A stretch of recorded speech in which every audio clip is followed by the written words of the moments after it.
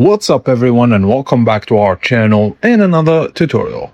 If you accidentally deleted a Google Workspace user, here's how to restore the account before it permanently removed. Just sign into the Google Admin Console using an administrator account. Go to Users, and at the top of the Users list, click Add a Filter and choose Recently Deleted. Find the user you want to recover, then hover over the user's account and click Recover. Review the confirmation message, then click Continue. Choose the organizational unit where you want to restore the user, then click Recover to complete the process. Keep in mind that it can take up to 24 hours from the account to become fully available again.